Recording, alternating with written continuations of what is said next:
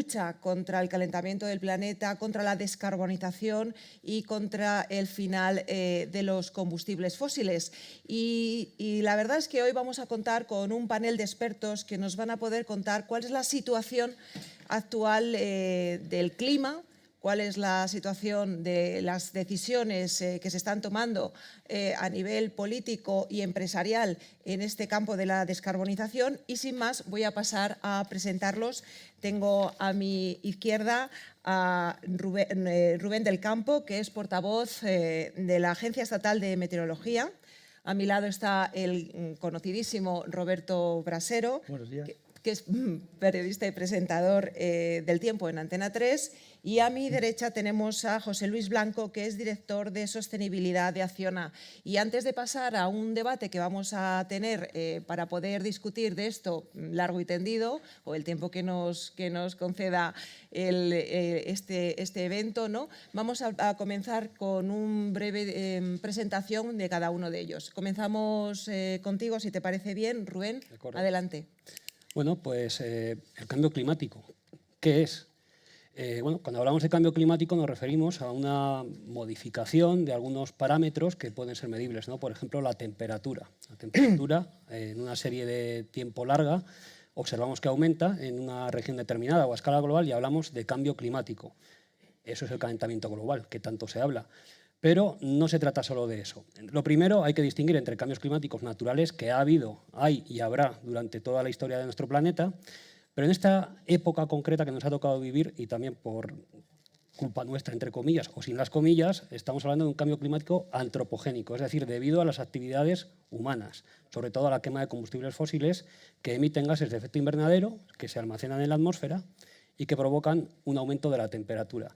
Este aumento de la temperatura media, que se traduce pues, desde la época preindustrial hasta nuestros días en alrededor de 1,7 grados, puede parecer poquito. Uno dice, bueno, pues 1,7 grados, 2 grados no es nada, ¿no? Si ayer hacía 18 grados y hoy hace 20, eso no se nota.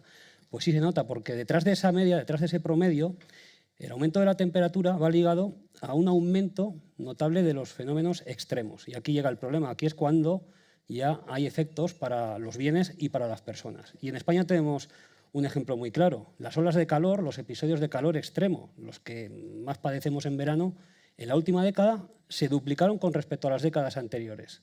Tenemos el doble de días en verano en situación de ola de calor que en décadas pasadas. Y esto se traduce en muertes, en fallecimientos, en personas vulnerables que no son capaces de soportar las altas temperaturas. Eso es un problema que ya está con nosotros aquí. No hablamos ya de cambio climático, de efectos a futuro. El cambio climático está con nosotros. España está aumentando, el territorio español está aumentando las zonas con climas áridos. Se han duplicado de la década de 1960 a 1990 con respecto a las últimas décadas. El territorio árido se ha duplicado. Y hablamos de efectos combinados.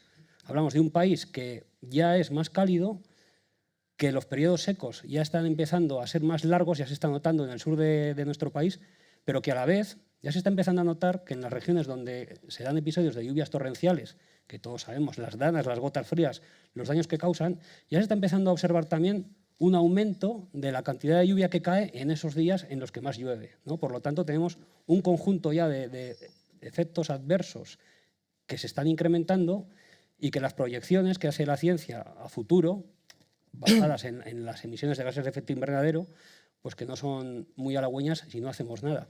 Y por poner un ejemplo, incluso en un escenario de emisiones razonablemente moderado, a mediados de siglo, los veranos en España podemos hablar de un verano normal dentro de 30 años peor que el peor verano que hemos vivido hasta la fecha. O sea, si uno piensa en el verano de 2003 con tantas olas de calor, con tantas muertes, aquel verano, a mediados de siglo, probablemente será un verano normal o fresquito. Y esto se traduce, bueno, pues como digo, ¿no? en problemas para las personas y para nuestros ecosistemas también, que no son capaces de adaptarse tan rápido. Esto puede parecer muy pesimista, pero es lo que dice la ciencia. Lo bueno es que la ciencia también dice que estamos en una ventana de oportunidad y que reduciendo nuestras emisiones podemos limitar, porque ya no vamos a evitar ya los daños del cambio climático, pero podemos limitarlos. Tenemos que adaptarnos a sus efectos y tenemos también que tratar de reducirlos.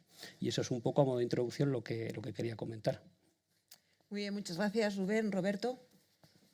Pues Rubén nos ha contado cambio climático, qué es, y quizá mi papel es cómo se cuenta, desde el punto de vista de los medios de comunicación en los que estoy y en un reto al que me enfrento diariamente. Y es un reto porque, claro, cómo se cuenta lo que Rubén nos acaba de explicar sin caer en el alarmismo que puede ser contraproducente al lanzar un mensaje. Ese es el debate desde que se empezó a hablar del cambio climático en los 90, en el protocolo de Kioto del 97, los acuerdos de París. ¿Cómo no caer en el alarmismo cuando el mensaje es alarmante?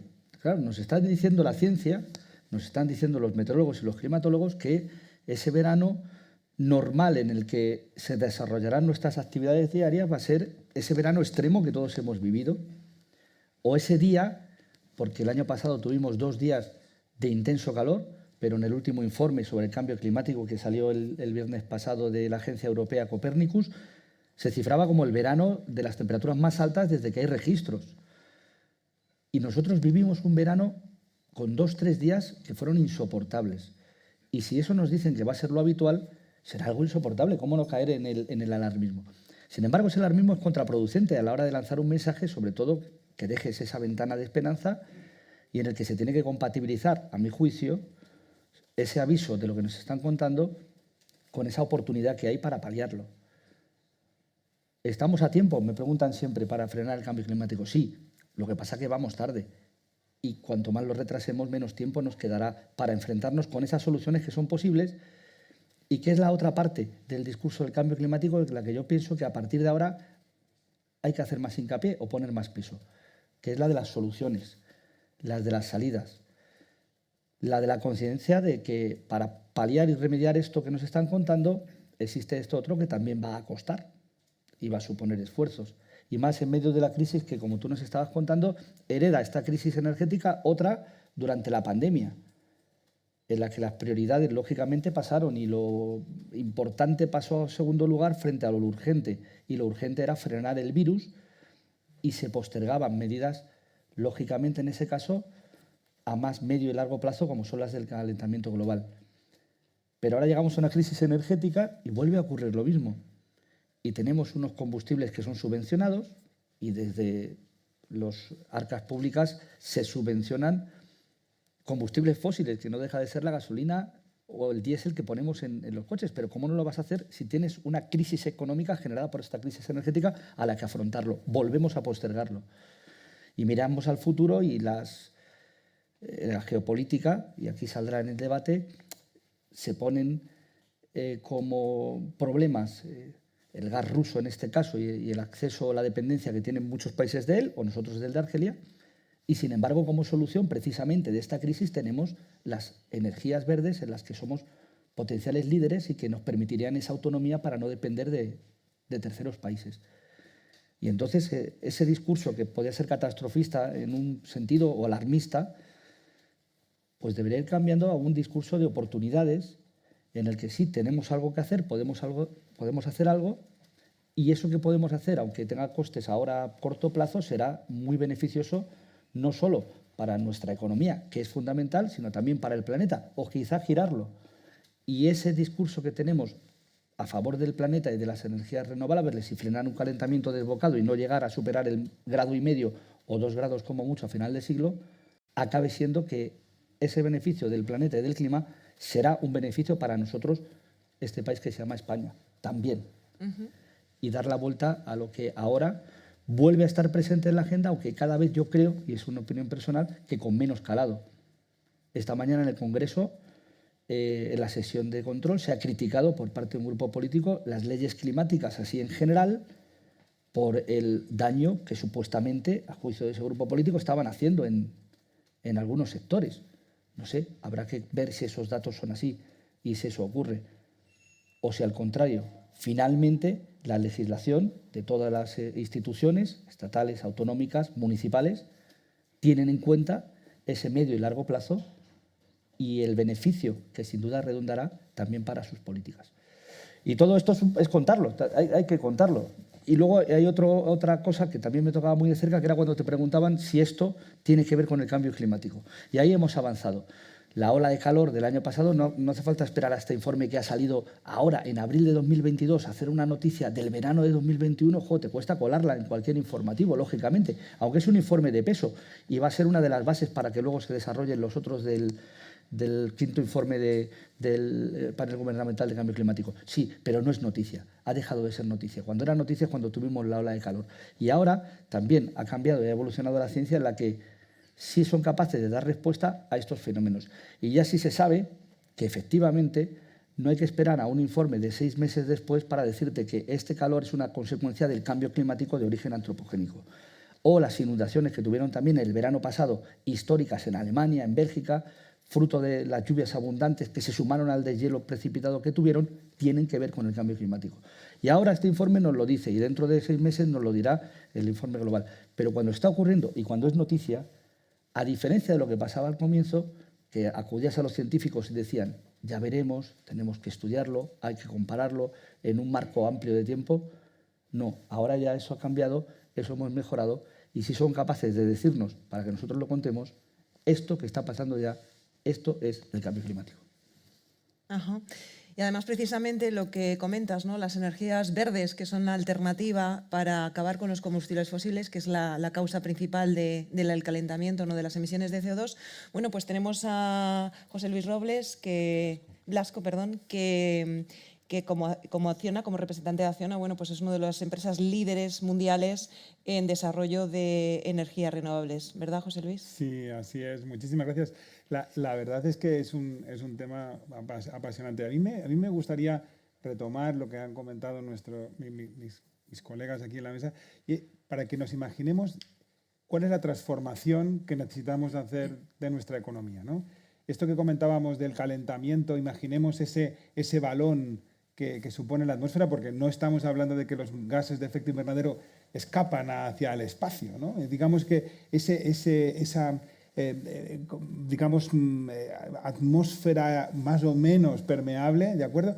Nos lleva a pensar que tenemos una especie de presupuesto del carbono, es decir, cuánta emisión tenemos desde el punto de vista antropogénico suficiente como para no superar ese umbral de seguridad, ¿no? Bueno, los científicos nos dicen que para no superar ese umbral, para no hacer la atmósfera más opaca, ¿no? Digamos, entre comillas, estaríamos hablando de unas 400 gigatoneladas de CO2. ¿Y esto qué significa? ¿Esto qué significa? Pues significa que nos quedaría exclusivamente 17 al año de aquí al año 2050, cuando estamos emitiendo 54 gigatoneladas. Estamos hablando de un cambio brutal desde el punto de vista de la transformación de la economía. Con lo cual, la primera idea es que detrás de este cambio estamos todos implicados. Dice los informes del panel intergubernamental que aproximadamente el 20% de la economía global va a quedar incorporada, de alguna manera transformada por el cambio climático. Pero es que en España estamos hablando no solamente de aquellos sectores que producen CO2, ¿no? Que hablábamos del tema de la energía o el transporte, la industria, la agricultura, sino que va a haber muchos sectores que se van a ver transformados completamente por este cambio en el clima, ¿no? Estaríamos hablando de sectores de los cuales somos muy dependientes, como el turismo o las denominaciones de origen. ¿Qué pasará con las denominaciones de origen cuando incrementemos la temperatura y cambien el momento en el cual cosechamos las uvas? Bien, digamos que estamos ante quizá una de las grandes disrupciones del siglo XXI desde el punto de vista tecnológico. Una segunda cuestión importante aquí es que, como antes decía Roberto, hay muchas oportunidades detrás, ¿no? Cada vez que hay un cambio nos encontramos ante una oportunidad. Una oportunidad de la cual no podemos, como país y como ciudadanos, estar ausentes. No solamente desde el punto de vista de la concienciación, que es importante, sino que tenemos que incorporar el cambio climático a la toma de las decisiones, a las cuestiones que tenemos. Por ejemplo, tenemos un chaval que va a hacer bachillerato y va a hacer su carrera el año siguiente. Deberíamos pensar que cuando tenga él 40 años estaremos en un mundo cero carbono. Cuando uno va a buscar un empleo, la empresa en la cual le va a contratar, esa compañía va a quedar transformada completamente en las próximas décadas porque vamos a tener que reducir la mitad en simplemente 8 años, que es el 2030. ¿De acuerdo? La mitad de CO2. Es decir, que cuando ve usted en un momento dado en un semáforo los coches que hay parados, ¿no? La mitad de ellos van a tener que ser eléctricos sí o sí de aquí al año 2030 si queremos aprovechar esa ventana de oportunidad tan estrecha que nos va quedando. Es decir, no estamos hablando simplemente o trascendentemente de la transformación, sino que estamos hablando de que todos y cada uno de nosotros se va a ver impactado y se puede ver impactado de forma favorable o de forma desfavorable. ¿Cuál es el punto? ¿No? El punto es saber que este es un elemento de disrupción, tomar partido sobre la cuestión. Yo creo que nos dividimos entre todos, ¿no? Y yo creo que cada vez que hablas con alguien te encuentras con esa situación, en aquellos que creen que seremos neutrales en carbono en el año 2050, es decir, que lo conseguiremos, de aquellos que laissez-faire, ¿no? Nos vamos a dejar pasar, bueno, ya veremos, los chinos siempre están en las conversaciones, y creo que ahí es donde tenemos que tomar partido. Si uno de verdad se enfrenta o toma dentro de esa toma de decisiones el elemento climático, va a tomar mejores decisiones y va a entender mejor qué es lo que está pasando, cuál es esa transformación, tanto desde el punto de vista de adaptarnos a esos grados adicionales, como las políticas de transformación que van a afectar a la movilidad, a las ciudades, al agua, a la energía. Estamos hablando que España tiene previsto, por ejemplo, que el 74% de nuestro consumo energético eléctrico provenga de fuentes renovables, ¿no? Pero estamos hablando de la automoción o estábamos hablando del agua, de los residuos y de cada uno de nosotros y de nuestros hábitos diarios. Yo creo que estamos ante una gran oportunidad para reindustrializar nuestro país también, de reindustrializar a partir de estos sectores limpios que van a ser realmente los motores de la economía del siglo XXI y ponernos a trabajar ya en cómo esa transformación hacerla posible. Yo creo que nos tiene que llevar horas de reflexión. Esto no es una cuestión de ideología. El cambio y la ciencia no tiene ideologías. Estamos hablando realmente de una oportunidad. Hemos perdido la digitalización, ¿verdad? Como país, no tenemos unas grandes marcas y como continente europeo no tenemos esos grandes magnates de las telecomunicaciones. Yo creo que Europa ha decidido que este sea el driver de reindustrializarse y creo que es una cuestión que merece la pena, que tiene un propósito tanto personal como económico. Ajá. A mí me gustaría saber, sobre todo, les voy a preguntar a los meteorólogos, en estos momentos en los que nos encontramos, ¿cuál es el reto ambiental más urgente que creéis que se debería abordar? Rubén, por ejemplo. Bueno, retos ambientales hay muchísimos, ¿no? Estamos en una crisis ambiental global.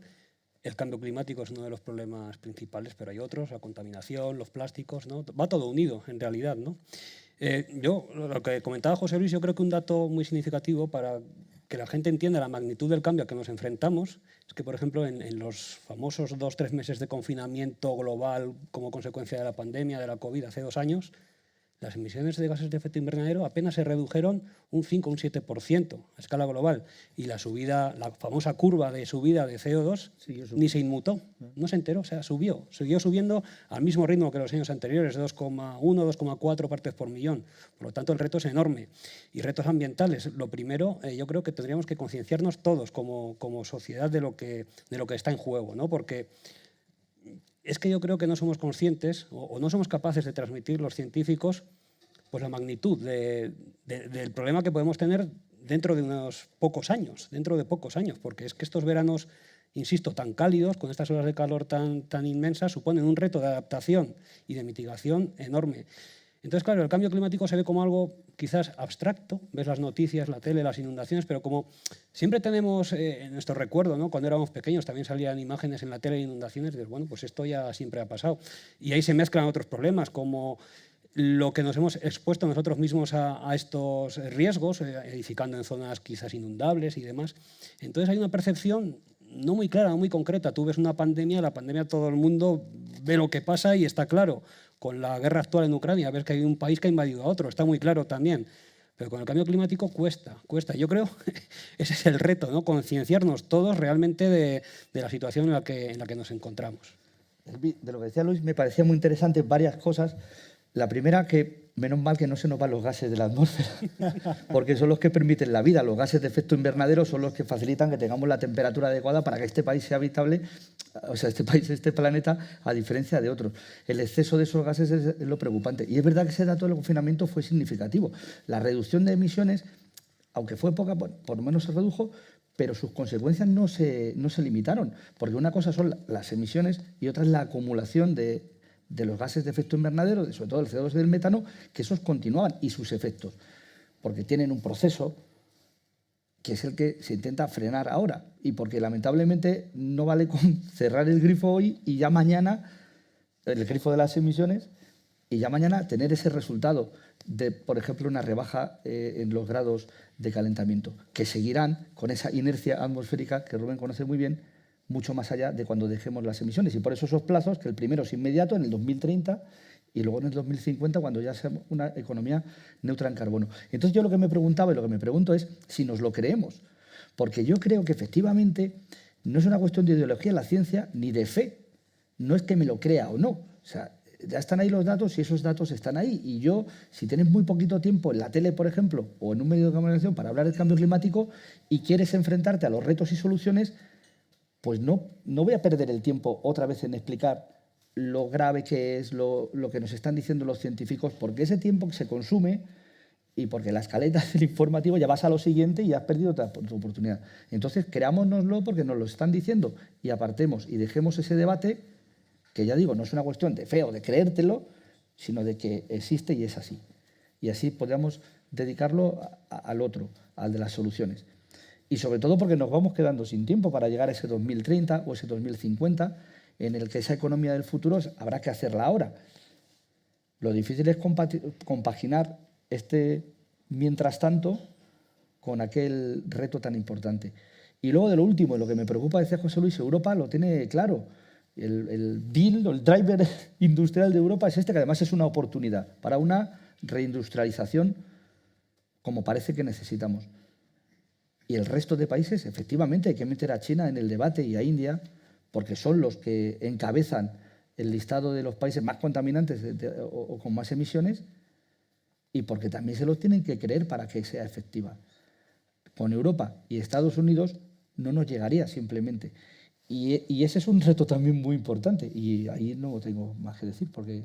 Claro, precisamente en ese motor siempre se ha dicho que el sector eólico español es uno de los líderes, no solo a nivel europeo, sino que ya a nivel mundial. Pero a mí me gustaría saber por qué, en tu opinión, se considera este sector que lidera la industria de las energías renovables. Bueno, Acciona y Acciona Energía es el mayor operador independiente de energías renovables del mundo. O sea que tenemos que estar orgullosos de tener una compañía española en esa transformación. Las energías, desde luego, son el motor del cambio. Tenemos que pensar que aproximadamente el 30% está relacionado con el consumo de esos combustibles fósiles para producir energía. Y hay que poner encima de la mesa de que la solución tecnológica ya está disponible. Es decir, que ya podemos disponer de kilovatios que en este momento pueden ser cero carbono a un precio muy competitivo, mucho más que cualquier combustible fósil, cualquiera de ellos, ¿no? Quizá en España estamos pagando en este momento, y en Europa, pues una falta de convicción en un momento dado de la historia donde no tuvimos la visión de largo plazo de hacer esa transformación con más fe, con más convicción, ¿verdad? Yo creo que esto está sucediendo a una velocidad increíble alrededor del mundo. Y yo creo que ha sido motivo de dos cuestiones, ¿no? Uno, por supuesto, es el abaratamiento del coste. Estamos hablando de que hoy no hay ninguna energía más barata, económica y viable de tipo industrial que la energía solar. En este momento estamos hablando de que la curva de reducción de los precios es absolutamente increíble y va a continuar. Pero no solamente necesitamos energía solar o eólica, o tanto, digamos, offshore, que llamamos fuera, o sobre el terreno, sino que necesitamos toda una industria alrededor que sea capaz de poder tomar esa oportunidad. Y voy a poner dos ejemplos, ¿no? Dos ejemplos que yo creo que que en España van a ser realmente transformadores y en los que Acciona quiere ser protagonista, está siendo protagonista, como uno de ellos es el hidrógeno, ¿no? Esta energía libre de emisiones que estamos produciendo hay que almacenarla en algún sitio porque lamentablemente la energía eléctrica la tenemos que consumir, digamos, es perecedero, es un bien perecedero, tenemos que consumirla en ese momento. El hidrógeno permite transformar esa energía del sol en un vector energético, en este caso, para utilizarlo en los autobuses, en las casas, en la industria. En España hemos puesto la primera planta de producción de hidrógeno industrial en Palma de Mallorca, y que va a ser el principal, o digamos, yo creo que el principal vector de transformación del almacenamiento de energía. Pero fijémonos en que hay un montón de oportunidades de negocio para aquellos que nos escuchan, que están alrededor de la energía renovable y que necesitan de innovación y de talento. Y vamos a poner, por ejemplo, los nuevos modelos de negocio basados en el compartir, ¿no? Estamos trabajando, por ejemplo, en cómo compartir baterías, ¿no? En un momento, las baterías de nuestras motos que tenemos en las ciudades, cómo pueden ser cargadas en casa, almacenando energía limpia y utilizada en el transporte diario. ¿Cómo podemos utilizar esas baterías para pequeños automóviles? Estamos desarrollando un coche eléctrico que tendremos en la calle en el mes de octubre, que se carga en casa. Se carga en casa, me refiero, con una batería en un enchufe de una plancha. Es decir, que hay un montón de actividades alrededor de la energía, tanto a gran escala como la que hablamos, de tomar el compromiso de contratar una energía libre de emisiones para promover ese cambio desde tu propia vivienda. La eficiencia energética es un elemento importantísimo también. No hay mejor kilovatio que el que no se consume. Y después hay una gran capacidad para innovar. Entonces, digamos que nosotros queremos ser una empresa que está en esa punta de lanza, pero no queremos ser la única. Queremos que se desarrollen clústeres de innovación, de colaboración, de partenariado con emprendedores que realmente van a dar lugar a esa última milla, ¿no? Y yo creo que es lo que realmente nos debe ilusionar a todos, ¿no? Estamos ante una disrupción. Yo me pregunto muchas veces, cuando mi hijo tenga la osadía de preguntarme qué hacías, papá, tú en los años 90 cuando se inventó Internet, ¿hasta dónde estabas tú? ¿No? Porque ese cambio tecnológico, ¿qué estabas haciendo tú? Aparte de estar en el cambio climático. Pues lo mismo nos van a preguntar nuestros nietos. Nos van a preguntar, ¿qué hacías tú en el año 2020, 2022, si sabías perfectamente que la realidad científica te estaba dando ese cambio? En ese momento no podemos solamente tener miedo, sino que tenemos que tener esperanza, tenemos que poner nuestro talento a trabajar para esa transformación. Y es lo que intentamos, las 40.000 personas que trabajamos en Acciona, buscar esas soluciones en el agua, en los residuos, en la energía, para hacer, básicamente, aportar nuestra contribución. Pero fundamentalmente queremos hacer un negocio, porque creemos que esta transformación nos va a llevar a todos a un lugar mejor. Hay un nuevo paradigma, ¿no? Precisamente de lo que está hablando José Luis es esos cambios que tiene que producirse en la población. Las últimas encuestas señalan que es verdad que la población española está realmente preocupada, ¿no?, por el cambio climático y probablemente, si no me falla la memoria, creo que es el país europeo o el segundo país europeo con mayor preocupación sobre las consecuencias del cambio climático. Pero ¿creéis que solo es una preocupación y ya? ¿Creéis que los españoles están tomando medidas? Y si no lo están haciendo, ¿por qué no les proponemos algunas medidas, algunos cambios de hábito en su día a día que puedan tomar de manera sencilla? O, bueno, no sé si sencilla, pero sí evidente. Las sencillas sí se toman. Y hay 3 cubos para reciclar y ya los niños saben dónde reciclar. Esa estaría en la parte del kilovatio que se ahorra. Pero hay otras más complicadas y en las que cuesta más. De todas formas, yo creo que sí hay esa concienciación y sí hay mucho interés. Yo detecto por los temas de cambio climático, no tanto cuando, vuelvo a insistir, es la simple alarma, alerta, qué mal estamos, vamos a morir todos. No, hay más interés cuando se les ofrecen soluciones. Y ese interés yo creo que desde la población va hacia las instituciones, hacia los políticos, que son los que tienen que tomar medidas, y las industrias y las empresas, y coger ese impulso y liderar ese cambio para llevarnos como es su cometido, a un destino, a un viaje en el que tengamos un final feliz de este trayecto y que nuestros nietos pues no nos tengan que hacer esa pregunta porque han visto cómo las generaciones anteriores han hecho lo posible para seguir teniendo un planeta mínimamente habitable, porque al planeta no le va a pasar nada, que ha pasado situaciones de estas o peor y picos de 3 o 4, pero no estaba esta especie humana en la Tierra, que son los que lo podemos pasar un poco mal, sobre todo en la adaptación. Un verano tórrido tras otro supone un aire acondicionado que dices, bueno, tenemos aire acondicionado. Primero, no todo el mundo tiene aire acondicionado y el cambio climático ahí pues va a suponer un desequilibrio entre la población. En este caso, esos perjudicados climáticamente que no podrán acceder a un aire acondicionado. Pero es que el aire acondicionado también tiene que soportarse en unas infraestructuras que en determinados momentos presentarán unos picos en los que fallará o requerirán unas inversiones excesivas que habrá que retirarlas de otro sitio. Y eso nos afecta más allá de que simplemente si hace calor pues pongo un poquito más el aire acondicionado o me voy a otros sitios. Es mucho más complicado y por eso los retos complicados son los que requieren acciones más decididas. Y decía José Luis, yo estaba mirando este informe porque yo soy el primero muchas veces cuando vienen los informes de Copernicus, que es la agencia europea que vigila el cambio climático, dices, otra vez, el verano, pues dices, esto ya lo hemos dado, ya lo hemos contado. Imagínate la gente cómo les supone. Pero en este mismo informe que hace balance de cómo fue el 2021 en Europa, hay una parte muy interesante que se refiere a la velocidad del viento, porque ya empieza a incluir el cambio climático las consecuencias en aquellas fuentes renovables que se aprovechan, en este caso, del viento o de la luz solar. Entonces ya es un círculo perfecto, en el cual, yo lo digo para valorar el trabajo de los científicos que tengan que hacer no solo observar y registrar y ser notarios de que hay un calentamiento global, sino de esas otras circunstancias que son tan útiles para, por ejemplo, la producción de energías. Entonces, el 2021, en parte de Europa Occidental y Central, en Irlanda, Reino Unido, República Checa, Dinamarca y Alemania, fue el año con menor viento desde 1979.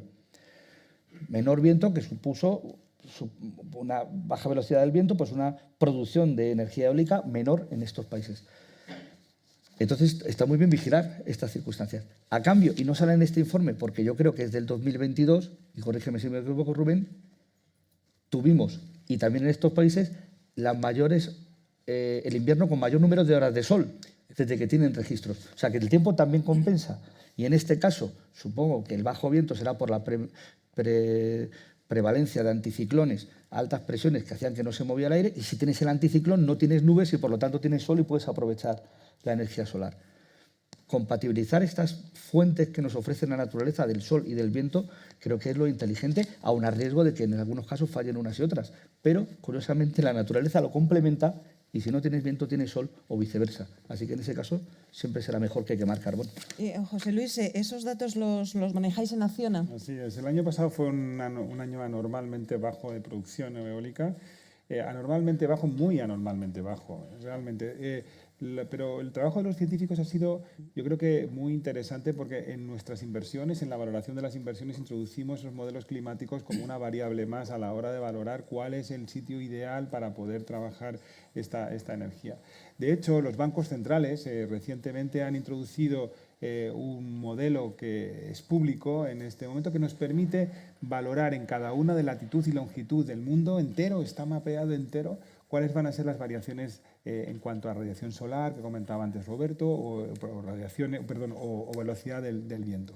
En el futuro va a ser muy asimétrico. Es una de las cuestiones también que a mí me gustaría que destacaran nuestros meteorólogos, porque cuando hablamos de cambio global y hablamos del 1.5 grados, parece como que todo el planeta homogéneamente, ¡pum!, de repente incrementa o paulatinamente incrementa 1,5, pero esto va a ser bastante asimétrico, ¿verdad? Sí. Va a haber lugares en los cuales va a aumentar la precipitación, otros menor, digamos, no estamos hablando de café para todos. Y yo creo que nuestro país también va a tener asimetrías en ese impacto, no solamente en la velocidad del viento o en la radiación solar, sino en las precipitaciones, fenómenos atmosféricos extremos, etc., ¿no? Y a mí me parece que es un elemento que parece que, bueno, como nos vamos a freír todos, parece que no va digamos, ya nos adaptaremos, ¿no? Vivimos desde el polo al Sáhara, ¿no? Pues ya nos adaptaremos como especie. No, esto va a ser bastante asimétrico. Pues sí, nos vamos a freír todos, pero algunos más que otros, ¿no? Podemos decir. Y realmente podríamos decir que a España le toca pues una de las peores opciones, porque realmente, por ejemplo, comentabas, las precipitaciones en general en un planeta más cálido tienden a aumentar, a llover más. Hay más capacidad de la atmósfera para retener vapor de agua y después que este se convierta en lluvia y que llueva. Pero en nuestra región, en el entorno del Mediterráneo, precisamente lo que está previsto es que suceda lo contrario, que llueva menos, y sobre todo que los periodos de sequía sean más largos y más intensos. Entonces, si tenemos más temperatura y más sequía, tenemos un fenómeno compuesto por dos factores adversos que pueden incrementar, ¿no?, la gravedad del problema. Y eso nos toca más a España, al sur de Europa. Y dentro de España pues hay zonas que se verán más afectadas. Sobre todo, parece, según las proyecciones, que las regiones del Mediterráneo serán las que sufrirán esta mayor prevalencia de las sequías, a la vez que la precipitación a lo largo del año no cambia demasiado. Baja un poquito, pero no mucho. Y las sequías son más largas. ¿Y esto qué quiere decir? Pues que la lluvia estará concentrada en menos días. Lloverá de manera menos útil, por decirlo de alguna manera, de manera más torrencial. Por lo tanto, es un agua menos aprovechable para los cultivos, para la vegetación, y en eso nos tenemos que fijar también. Decía Roberto, ¿no?, el otoño, el invierno ha sido extremadamente seco, el segundo invierno más seco desde el año 61 hemos vivido en España. Entonces, ha habido poco viento, solo hemos tenido 2 borrascas con nombre, ponemos nombre ahora a las borrascas que generan un gran impacto y que a la vez tienen el efecto beneficioso de producir viento. Hemos tenido solo 2 en España. Otros otoños tenemos 7 u 8, o sea que la diferencia ha sido notablemente inferior. Hemos batido récord de horas de sol, pero hemos tenido una sequía también que estaba empezando a ser preocupante hasta que afortunadamente ha empezado a llover en marzo. Todavía estamos en sequía, ya menos, pero tenemos que no dejarlo todo pues a ver si llueve en primavera, ¿no? Tenemos que adaptarnos, insisto, a estas situaciones en las que los periodos secos pues serán más largos, y también una manera de producir energía eléctrica es la hidroeléctrica, ¿no? Y también se puede ver afectada por estos periodos más largos y más intensos de sequía, sobre todo en el sur de la península, donde ya se nota y se va a notar más en un futuro. Claro, hay otros países que las consecuencias del cambio climático les afectan más, otras regiones del mundo, de calentamiento, sobre todo el Ártico, que ya no tienen inviernos, o cuando se presentan esos inviernos son excepcionalmente, y lo están comprobando, y se está cambiando su manera de vivir en Suecia, Noruega, norte de Rusia. Ahí se nota mucho más el ascenso de las temperaturas. Canadá tuvo el año pasado su récord de temperatura, que superó casi 50 grados, una cosa que para su... Insisto, es que es la manera de vivir que te está cambiando. Y aquí lo que dice Rubén es muy interesante, de la sequía, de la aridez y las lluvias torrenciales del Mediterráneo, porque luego nos vamos a hacer otra consecuencia, que la parte que nos toca y que nos enfrentamos ya las conocemos. Siempre ha habido inundaciones, siempre ha habido torrentes, pero ahora están detectando que se desestacionalizan, es decir, que ya no es en otoño cuando se presenta el viento de levante, el aire frío, no sé qué, que en cualquier momento del año pueden producirse estas lluvias a las que te tienes que enfrentar desde protección civil, y que también supone otro gasto más para las arcas públicas, aparte de las consecuencias trágicas, se producen muertes o lo que sea. Pero, o sea, esos dos fenómenos, el de la sequía y las lluvias torrenciales, quizá es el que más nos toca a nosotros, más que otros, y bueno, el aumento de las temperaturas de los veranos tórridos, más que otros, como puede ser la elevación del nivel del mar, que esa sí afecta, y es un problema ya, y están viviendo en otros países más alejados de nosotros, concretamente las antípodas en el Pacífico, donde se ve que se está quedando directamente sin tierra donde levantar sus casas o donde vivir. Pero tengamos en cuenta estos aspectos, porque también van a hacer de nuestro país un país más caro en el que vivir, porque lo caro quizá no sea la producción de la energía ahora o cómo la hacemos, sino también tener en cuenta estos otros gastos que suponen para el erario público el de afrontar fenómenos catastróficos que pueden darse con mayor asiduidad, digámoslo, o simplemente veranos más cálidos con picos de calor mucho más extremos, siendo estos más frecuentes. O sea, que eso también es un gasto. Yo siempre pienso en los agricultores cuando hablan del kilo de tomates y que te cuesta €1, otro euro. Esos 2 euros que te cuesta un kilo de tomate frente a 1, ese euro de más, si ese euro de más no ha usado fertilizantes, si ha seguido los requisitos para evacuar sus residuos que producen, eso debería contabilizarse como un beneficio. No debería ser que ese euro de más suponga que sea un kilo más caro, sino los beneficios que tiene a medio y largo plazo para el planeta y la ayuda a frenar el calentamiento global debería monetizarse de alguna manera en esas cuentas de los bancos centrales, para decir, esta manera de producir, agricultura en este caso, o ganadería, de esta manera que resulta más costosa, no es un coste, sino una inversión a largo plazo. Y al final así veremos que no resulta tan caro si pensamos en el planeta de nuestros hijos o de nuestros nietos. Sí, a mí una cuestión que me gustaría destacar de lo que comentas, si me permites, es que muchas veces nos centramos en la parte de las emisiones, de la energía, el transporte, el CO2 que producimos, que es una cuestión clave para la transformación, pero Roberto ponía en manifiesto digamos que esto está encadenado a otra serie de problemas muy importantes. Y en España el agua va a ser un driver. Nos va a hacer, el cambio climático tenemos que ser conscientes de que nos va a hacer más pobres si no somos capaces de detenerlo. O no, o si tú aprovechas esas oportunidades, Exacto. al final puedes liderar. Efectivamente, pero la cuestión es que tenemos que revertir el efecto del incremento de las temperaturas. Perdón, en principio, el primero, el de las emisiones, antes del año 2025. Es que tenemos una ventana muy pequeña. Pero me gustaría hacer hincapié en el tema del agua que comentaba, del tomate, del ejemplo del tomate que comentaba Roberto, ¿no? Estamos hablando de que en un momento dado, si disminuye las temperaturas, perdón, las precipitaciones y tenemos ese problema de recursos que comentábamos antes, vamos a tener un problema de trade-off, ¿no? de dilema, ¿no? Entre el aprovechamiento del turismo que tenemos en la costa, que estamos hablando de que hay poblaciones que triplican su población en un momento dado durante los meses de verano, y la agricultura que mantiene y ata a las personas al territorio, ¿no? Vamos a tener ahí una lucha, ya no digo con la industria, ¿verdad? Y España, si hay algo que hace realmente rematadamente mal, es la gestión del agua. Estamos hablando de que en este momento somos de los pocos países que, teniendo este problema, que estamos denunciados por la Comisión Europea por falta de depuración de aguas. Hay 133 municipios mayores de 50.000 habitantes que no tienen depuración. Estamos hablando del año 2022. Es decir, no estamos hablando de una cuestión de sofisticación en la tecnología de la NASA. Estamos hablando de depurar el agua que estamos utilizando todos los días, ¿no?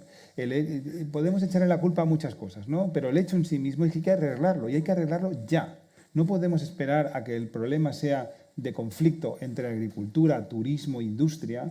No podemos esperar a que esto genere migración de las personas a otras partes del territorio por falta del recurso agua. No podemos esperar a que eso se erosione de forma radical. Yo creo que el principal problema que tenemos en España, desde el punto de vista de ese ángulo muerto que no estamos terminando de cerrar, por el hecho competencial, si se me permite, es el del agua. Necesitamos más depuradoras, necesitamos, dice la Asociación de Empresas de Agua, que hacen falta 16.000 millones. 16.000 millones para revertir la situación y ponernos de acuerdo a la normativa europea. Es decir, que tenemos la referencia, tenemos la tecnología, incluso me atrevería a decir que incluso tenemos los fondos en los fondos de recuperación. Pongámonos manos a la obra, porque esto que invirtamos ahora realmente es de los pocos seguros que tenemos para hacer. Y hablando de seguros, las compañías de seguros del año pasado hicieron pico en las pagas de primas derivadas de catástrofes atmosféricas. Pero otra reforma que hay que hacer es que el Consorcio de Seguros de España no contempla el consorcio para las inclemencias climáticas, lamentablemente, ¿verdad? Con lo cual, si tuviéramos algunos ajustes que son realmente ajustes organizativos, ¿verdad? Seríamos mucho más eficaces a la hora de captar esas oportunidades. Me quedo con la parte de la parte positiva que comenta Roberto, que hay que remarcar, ¿no? De captar esas oportunidades con cambios administrativos, cambios, ajustes que nos hagan realmente tener eficiencia a la hora de actuar. Bueno. Lo bueno es que Filomenas no tenemos todos los años, por lo del seguro. Menos mal.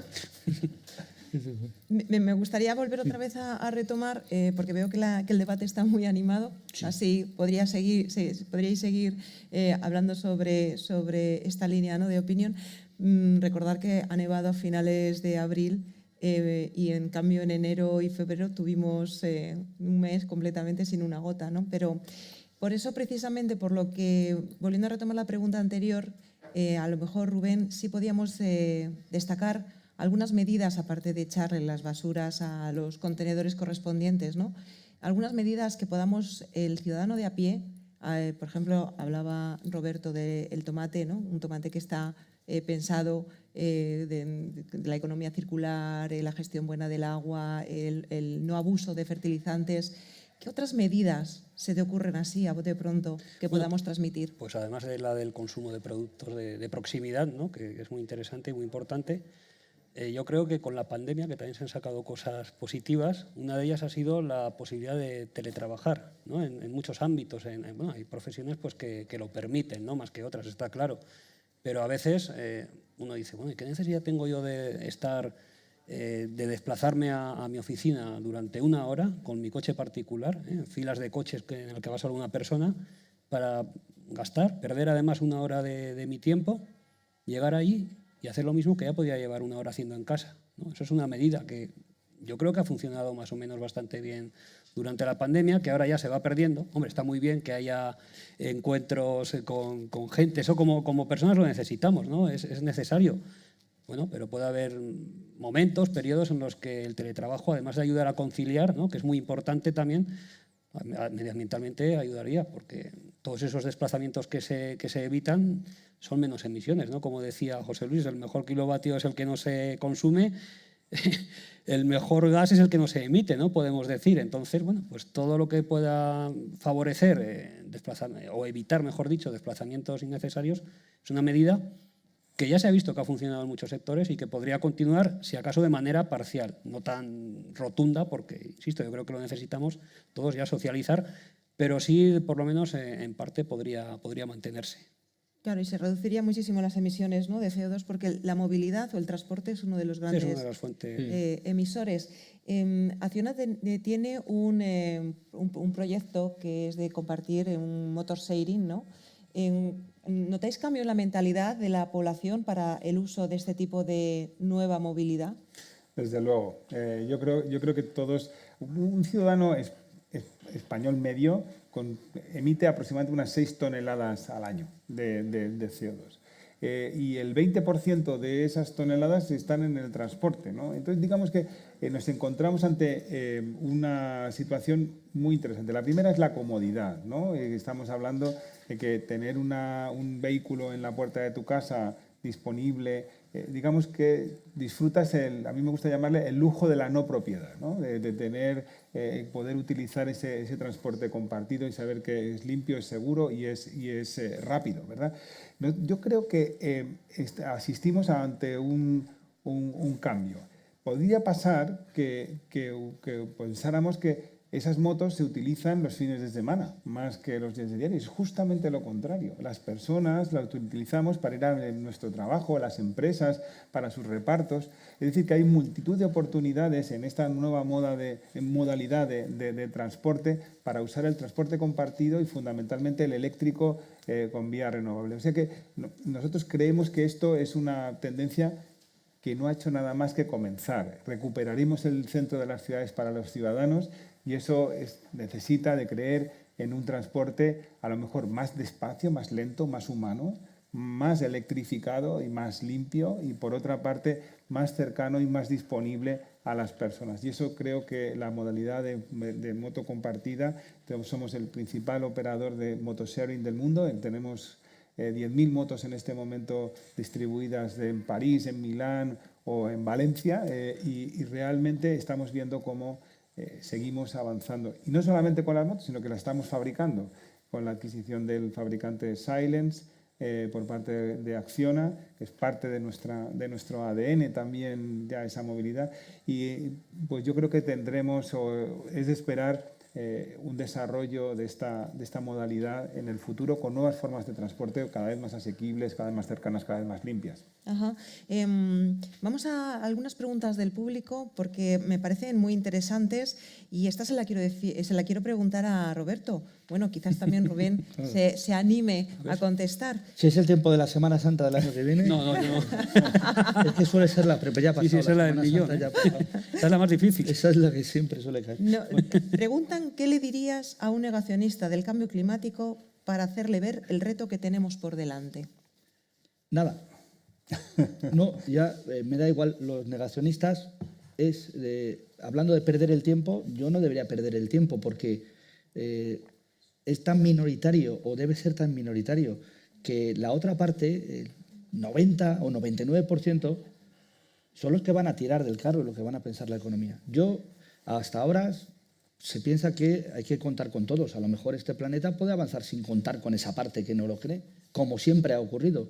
Recuerdo pocas unanimidades al 100% de cualquier cosa. Y yo creo que tampoco se necesita que los que están recalcitrantemente convencidos de que no es así, por los informes que manejen, que son minoritarios dentro de un mundo científico en el que la opinión mayoritaria va en este sentido, pues mira, se quedan aparte y el resto seguiremos y lograremos que ellos también se beneficien de un planeta mejor porque estarán en él. Pero tampoco perdería tanto el tiempo convenciéndoles. Pues mira, si creen que no, finalmente creen que no. Afortunadamente, esa tendencia es menor, cada vez es más pequeña y se puede prescindir. Además, Roberto, es que los datos son aplastantes, ¿no? Y el negacionismo también ha evolucionado, porque hace unos años era, no hay cambio climático, ¿qué va a haber? Ya después era, bueno, sí, pues sí, está subiendo la temperatura, hace más calor, pero no tiene nada que ver la acción humana en ello. Después, bueno, pues a lo mejor sí que tiene algo que ver, pero tampoco van a ser para tanto los efectos. Pero va a ser bueno, sí. Y luego, bueno, igual los efectos también, pero el ser humano siempre sale adelante, ¿no? Entonces se van adaptando cada vez con menos espacio porque la evidencia es tan enorme que es que, ¿qué le diría? Pues como Roberto, nada, pero si no te crees que las temperaturas están subiendo, pregúntale al glaciar de la Madaleta, en los Pirineos, que le quedan 2 telediarios. Sí. Y lamentablemente, y dentro, porque luego parece que es que estos científicos son los enemigos de las estaciones de esquí y hacen los informes. No, el propio Observatorio de Sostenibilidad de Pirineos es el que ha hecho ese informe, porque viven de ellos, viven de los glaciares y los que alimentarán sus cuencas o de la industria, en este caso el deporte del esquí. Y son los primeros preocupados en saber si esto realmente es un cuento o no, porque se juegan su futuro y sus inversiones. Y desde ese observatorio salen esas conclusiones, que finalmente, no sé si era medio grado, que ha subido, que espero que es bastante, se constata, y la desaparición en esta parte, que quizá en ese sentido no es la más afectada respecto a otras, pero también de los glaciares pirenaicos, que como tú dices queda uno y dentro de 10 años habrá que enseñarles a los niños la foto de lo que era tener nieve en los Pirineos. Y una cosa, Roberto, es verdad que, claro, la ciencia, no sé si, afortunadamente, no es un dogma, no ofrece respuestas inequívocas, hay un margen de incertidumbre, ¿no? Estas proyecciones de cambio climático, aparte de que según lo que emitamos pues podemos tener mayores efectos o menores, dentro de cada escenario de emisiones, claro, la ciencia ofrece un abanico de probabilidades de que ocurran determinados fenómenos. Entonces, bueno, pueden ser más graves o menos graves, pero ante la posibilidad de que sean realmente más intensos, pues yo creo que hay que actuar. Claro. No nos vamos a quedar con la parte más suave, sino con que existe la posibilidad de que los efectos pues, sean más intensos, más adversos. Es que eso es verdad, y volvió al principio, la parte que yo pueda incorporar aquí de la comunicación. Es difícil comunicar y decir estas cosas, tendemos a resumirlos y a contarlo de una manera categórica, pero es cierto que los informes, la propia redacción del panel gubernamental de cambio climático, en sus informes resumidos, porque los extensos se los leen ellos y luego hay un extracto para prensa, pero entre medias ahí, resumido en 120 páginas que te tienes que leer como poco, pues ahí es cuando las conclusiones hablan de es más probable que improbable que aumente la temperatura en este escenario medio grado. Es más, o sea, dentro de la dificultad que tiene la ciencia para asomarnos al futuro, que estamos intentando vislumbrar algo que no ha ocurrido, existen cada vez mejores herramientas para hacerlo y apuntan en ese sentido. Y si ese es el camino que van, yo me lo creo, y los que no se lo quieran creer, pues hasta nada. ahora los modelos climáticos han acertado la subida de la temperatura. Por ahora va bien, no hay por qué desconfiar de que en un futuro sigan viendo lo que va a pasar. Es como cuando vas al mecánico y no te gusta y pides otra opinión y lo llevas a otro taller. Y lo llevas pues cuando lo llevas al quinto taller y todos te han dicho lo mismo, igual es que el coche va a tener eso, ¿no? O por mucho que pidas opiniones y a lo mejor encuentras uno que te dice, pues no, pues esto te cambio 3 manguitos, te lo hago así, te lo hago de esta manera y te va a funcionar. Y luego no funciona. Y dices, si es que te estaban diciendo 6 que iba por este camino.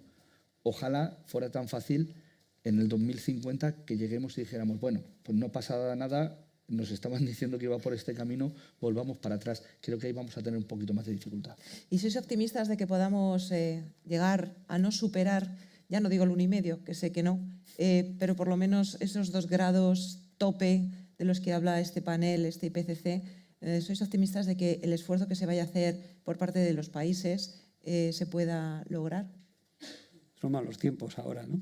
Malos tiempos para la lírica o para la narrativa del cambio climático realmente en esta crisis energética, estos conflictos. Pero hay que ser optimista porque la ventana está ahí, como comentabas. La ventana es cada vez más pequeña, ¿no? Ya casi podemos decir que nos quedan meses, no años. Pero hay que intentarlo, hay que ser optimista y tratar de conseguirlo. Sí, porque si no, apaga y vámonos, nunca mejor dicho. Así Exacto. que seamos optimistas, pero yo también lo veo difícil porque, desde luego, al revés, la crisis como esta suponen más emisiones o que empiecen a cuestionarse algunas medidas que se estaban tomando, como reapertura de centrales de carbón en ciertos países o ese desincentivar los fondos de inversión que apuesten por energías fósiles vuelven a estar otra vez en cartera. Así que sí, es difícil ese reto que se mantiene, que se rebajó de los 2 grados del Acuerdo de París y dijeron vamos a ponerlo 1,5. Yo creo que pensando que eran 2, nos íbamos a ir al 2,5. Bueno, dejémoslo en 1,5 para frenar en 2 grados, que será excesivo. Este verano que contábamos que ha sido el más caliente, la anomalía ha sido de 1 grado. Eso es. O sea, que estamos hablando de que 2 grados sí sería un límite que no deberíamos pasar. Ajá.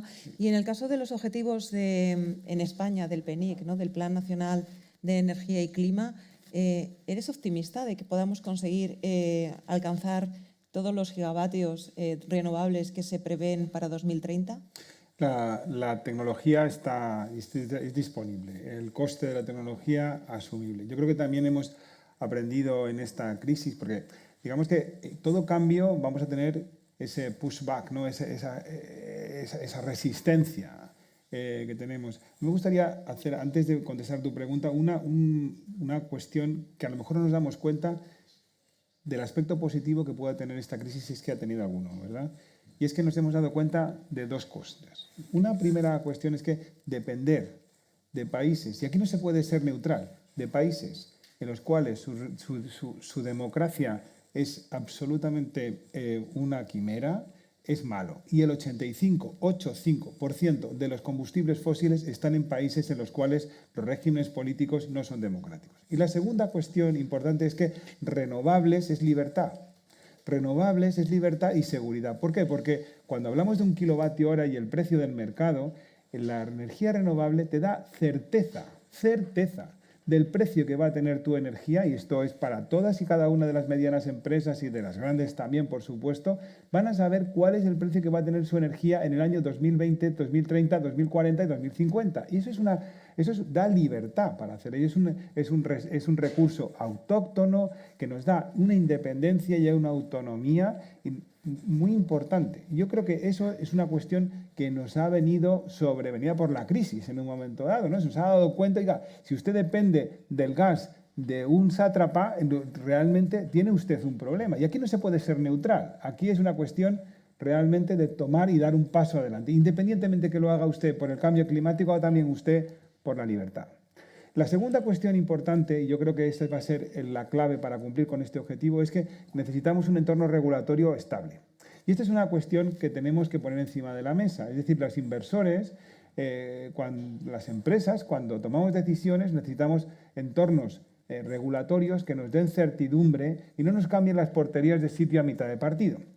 Y esto, en un país como España, debería ser una garantía, porque estamos hablando de que somos el tercer país con mayor número de arbitrajes en la Corte de la Cámara de Comercio Internacional. Es decir, que tenemos, digamos que, oportunidades de mejora. A mí me parece que esto se va a llevar a cabo si somos capaces de mantener entornos regulatorios estables que nos permitan a las empresas invertir con certidumbre, invertir con capital global en esa transformación y realmente traer esa riqueza de la energía renovable a nuestro país. Y eso es una cuestión que está en nuestra mano y es posible. Es decir, que yo soy optimista, me permite a mí que se lo diga, soy optimista porque creo que no podemos tener, yo creo que vamos a ser suficientemente listos como para poder llevar esto a cabo teniendo un país como el nuestro, lleno de recurso eólico y solar, no sé, y geotérmico y mareomotriz y capaz con el talento y la tecnología para llevarlo a cabo. Necesitamos eso, certidumbre en el entorno regulatorio que nos permita invertir con seguridad y atraer capital extranjero también para hacer esa transformación viable. Y la guinda sería sistemas de almacenamiento, ¿no? La tecnología va a evolucionar de forma rápida. Estamos hablando del hidrógeno como vector, como comentábamos anteriormente, pero vamos a encontrar con nuevas tecnologías de almacenamiento en baterías que realmente van a superar las expectativas en esta misma década. No tenemos que esperar mucho. Tenemos algunas limitaciones en este momento, como puede ser algunos de los materiales que se utilizan para poder realizar ese tipo de dispositivos, sí. pero igual que decía antes que el 85% de los combustibles fósiles están en países con carencias democráticas, tendríamos que el 75% de las reservas de litio están en países democráticos, con lo cual soy también optimista en que eso se va a desarrollar de forma rápida. Pero yo creo que esto es para audaces. Estas transformaciones, como todas, son para audaces. Y lo que ahora imaginamos, la tecnología que ahora tenemos, evolucionará de forma natural por el empuje del talento de la especie humana, que también tenemos las partes buenas, ¿no?, en esa capacidad de creación. Y en el futuro veremos los sistemas de almacenamiento como una parte natural, ¿no? Pensemos que todos tenemos un automóvil, en un momento casi todos tenemos un automóvil y son unas fuentes de almacenamiento, que tenemos casas para almacenar y tenemos también numerosos recursos para que esa red la hagamos más resiliente durante todas las 24 horas. Así que yo creo que la tecnología que está aquí todavía nos va a sorprender en los próximos años. Claro, porque hay mucha innovación, ¿no?, en este campo. Es. Voy a hacer una pregunta que también hace el público y la voy a hacer a los tres porque no sé a quién dirigirme. Yo creo que es una pregunta muy polémica, pero creo que podría tener alguna respuesta, no lo sé. Preguntan que cómo afecta la energía nuclear o cuál es la posición que tenéis sobre la energía nuclear y en este mundo de cambio climático. Yo sabía que iba a aparecer, pero yo no lo tengo claro. La energía nuclear actual, claro, yo creo que estaba esperando ahí su momento porque energía limpia, no usa combustibles fósiles y parece que es la alternativa. En Francia hay muchos coches eléctricos, el parque de coches eléctricos es sensiblemente superior al de España, pero son coches nucleares porque están impulsados por energía nuclear. Yo, mientras tengamos las renovables y funcionen y podamos seguir en ese campo, prefiero excluir el riesgo, que es mínimo y siempre los defensores de la energía nuclear lo dicen, o la gestión de recursos, para las que también hay tecnología que irá avanzando y se gestionarán de esa manera, pero mientras esos recursos, esos residuos se sigan generando o ese riesgo siga existiendo, aunque se minimice, tengo esas dudas en el futuro, porque tenemos esa otra alternativa en la que poder seguir. Siempre para cuando no haya viento o haya menos sol, siempre desde estos sectores apuntan una tecnología de respaldo. En este caso la nuclear, los del gas apuntan la suya. Yo creo que si apostamos por las energías renovables y se diversifica de suficiente manera entre el sol, el viento y el agua, será cada vez menos necesaria una tecnología de respaldo. Y cuando sea necesario, igual habremos llegado a la fusión nuclear y no la fisión, que es otro futuro en el que soles artificiales produzcan la energía suficiente aquí en la Tierra en un futuro no muy lejano y también minimizando en ese caso sus riesgos. Y pues no lo tengo claro. Sí tengo claro que de momento no lo veo como que pueda ser considerada, y se pretendía en la Comisión Europea, una energía verde más. Esa es mi opinión. Desde luego renovable no es tampoco las materias primas que utiliza. Yo tampoco lo tengo claro, la verdad, no me pronuncio al respecto. Yo tengo claro. Nosotros lo tenemos claro, opinamos como comentaba Roberto. Es que primeramente es antieconómico. Es decir, que el desarrollo de una central nuclear en este momento no tiene sentido económico. Estamos hablando de kilovatios caros para el consumidor y sobre todo para el planeta en cuanto a los residuos. Es decir, es una cuestión que tiene que ver, yo creo que más es coyuntural, ¿no?, que estamos buscando todos y todas las industrias están buscando su terreno, que de sentido común. Poníamos antes el ejemplo de Francia, ¿verdad? Una cuestión curiosa es que, pese a la opinión del gobierno francés sobre la energía nuclear como parte de la solución, en el propio reglamento de bonos verdes, es decir, de aquellas inversiones verdes que tiene el gobierno francés, está excluida de forma clarísima la energía nuclear. Es decir, ellos mismos ya saben que no es, que ellos lo consideran como una inversión no verde, ¿no? Digamos que nos encontramos ante esos pushbacks que contamos habitualmente, y con los intereses de la industria yo creo que el sentido común se va a imponer y el kilovatio solar es evidentemente mucho más eficiente y económico que el nuclear en este momento. No creo que sea la solución. Vamos a ver esos brotes, ¿no?, en un momento dado, pero Sí, porque ya los está viendo, ¿no? y pensemos también que había elecciones en Francia. Claro.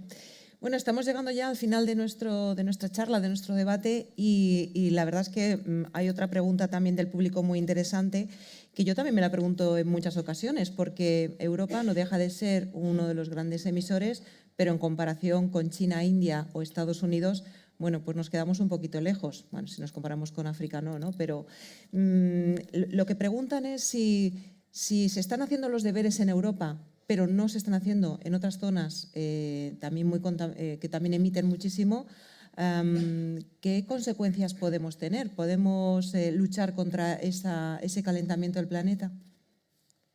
Sería más difícil, evidentemente, ¿no?, porque es un esfuerzo que tiene que ser global.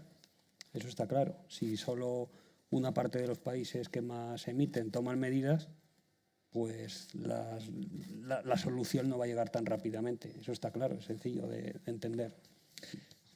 Yo lo planteaba antes, cuando efectivamente China o India tienen que estar en el debate y tienen que estar en los protocolos que no firman o firman pero luego no aplican.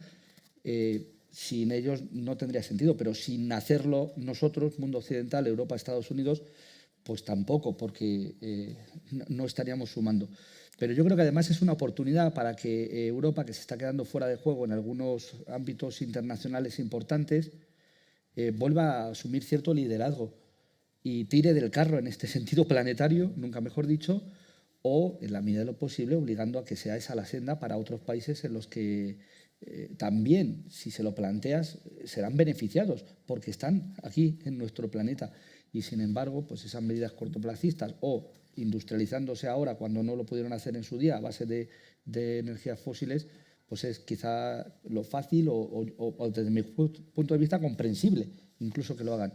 Pero a partir de ahora tienen que estar en este barco común, y yo creo que es un papel de Europa importante el ser firme en estas convicciones para así también liderar este nuevo escenario, este cambio de paradigma que decías tú. Claro. Y en el caso de los inversores, supongo que si toman como modelo el cambio en el modelo energético en Europa, probablemente sea o sirva para empujar en otros países, ¿no? Así es. Yo creo que no podemos ver esta situación como estática. Creo que desde el año 2019 y 2020 ha habido un cambio. El pacto y la conversación que existe entre Estados Unidos y China ha sido, yo creo que, un cambio muy importante. Hay que pensar que la diplomacia lleva tiempo. Tenemos ahora mismo un compromiso, aunque sea formal, por parte del gobierno chino de reducir las emisiones en el año 2060 y estamos a cero. Estamos hablando de esa transformación. Quizá nos queda el gobierno de la India, Australia, tenemos algunas dudas en algunos países de los grandes emisores que deberían tomar decisiones. En este momento los compromisos que han ocurrido, digamos que tienen los países firmados, nos llevarían a 2,7 grados de incremento. O sea que podemos verlo con el vaso medio lleno o con el vaso medio vacío. Si lo vemos desde el medio vacío, desde luego no es suficiente, hay que seguir tirando del carro. Suscribo las palabras de Rubén y Roberto el papel de liderazgo de Europa. Yo creo que la gran amenaza climática estará en un momento dado en el nacionalismo que pudiera conllevar un populismo que rompiera Europa y, por tanto, esa ambición climática que iría bastante más allá de lo que sería la crisis europea, sino que yo creo que sería una crisis que nos llevaría también a un peligro en la negociación climática global, porque el papel de Europa es clave. Pero, sin embargo, estamos viendo cómo cada vez más países, regiones, ciudades, empresas, ciudadanos están tomando un compromiso claro. Pero no le echemos la culpa a los demás, Si uno ve dónde se encuentran las emisiones de China o de la India. En este caso voy a poner el caso de China, que me sé las cifras. Estaríamos hablando de que nosotros, los españoles, somos los sextos en consumir sus emisiones. ¿Por qué? Porque las cosas que estamos consumiendo, las cosas que compramos, no son emisiones de los chinos, son emisiones nuestras, ¿no? Cuando nosotros compramos y damos la vuelta a nuestro producto y pone Made in China, dígame usted si la emisión se realiza allí, pero el disfrute lo tengo yo. Es decir, que no echemos la culpa a Allende los mares, no echemos la culpa de que hasta que no se pongan las pilas fulano o mengano no voy a actuar, porque realmente estamos en un mundo globalizado donde todos estamos concatenados y formamos parte de del mismo planeta, ¿verdad? Esa complejidad que a lo mejor hemos evitado hablar de ella durante muchas décadas, que nos ha llevado a esta situación, deberíamos recuperarla. Y estamos encadenados y somos la misma burbuja de CO2 que producen en Shanghai o en Shenzhen. Nosotros formamos parte de esa burbuja, o sea, no somos inocentes. Pero yo soy muy optimista, creo que el gobierno chino ha cambiado de actitud de forma importante. Aquellos de nosotros que estamos siguiendo las conversaciones de la diplomacia climática, yo creo que es una cuestión evidente. A mí me resulta gratificante que estemos cada vez más países comprometidos en ello. Dicho esto, ojo cuando se pongan a hacer paneles solares que ya están y coches eléctricos, ¿bien? Porque en este momento empezaremos a quejarnos de que ellos han visto la oportunidad y nosotros no. Así que pongamos nosotros también las pilas a la hora de hacer ese cambio, porque ese cambio, cuando tienes 3.000 millones de habitantes, tiene un impacto global impresionante, para bien y para mal. De hecho, ya están en ello, ¿no? Están en ello. Bueno, pues ya estamos terminando y sí que me gustaría poder llegar a modo de conclusión, porque en el mes de diciembre pasado pues, se organizó la COP26, la de Glasgow, y entre medias han ocurrido tantas cosas que ha quedado aquella cumbre que iba a ser una de las más importantes, un poco ensombrecida, ¿no? Entre la pandemia, la guerra en Ucrania. ¿Qué destacaríais de decisiones que se tomaron allí y que creéis que se han un poco olvidado, o aquellas que sí que es verdad que se están poniendo en marcha o que faltan por ponerse en marcha en las próximas cumbres? Bueno, yo creo que Glasgow fue mera transición. ¿A mera transición? Sí, sirvió para poco, ya de por sí sirven para poco. Luis, muy diplomático, lo ha llamado la diplomacia climática, yo lo llamo la burocracia climática, porque muchas veces se pierden en burocracia. Las cumbres del clima en las que he estado son apasionantes y ahí se dirimen estas cuestiones principales dentro de lo complicado que es poner de acuerdo a países, cada uno con sus intereses, más las empresas, más todo lo que hay allí, ¿no?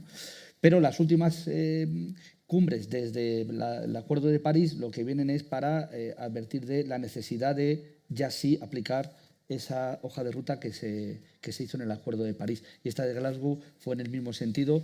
Salíamos de la pandemia, Boris Johnson estaba más pendiente de justificar las fiestas que les estaban ya rindiendo cuentas en el Parlamento británico, que incluso allí no resultó mucho desde mi punto de vista, a mi juicio. Pero si ya es cansino muchas veces hablar casi de lo mismo, seguir estas cumbres climáticas hasta para los periodistas que no se han perdido ninguna, como Antonio Cerrillo, por ejemplo, que recuerdo que decía otra más en el mismo sentido, en el que pones el aviso de que vuelve a ser necesario, pero no con las medidas a aplicar que lo harían realmente efectivo.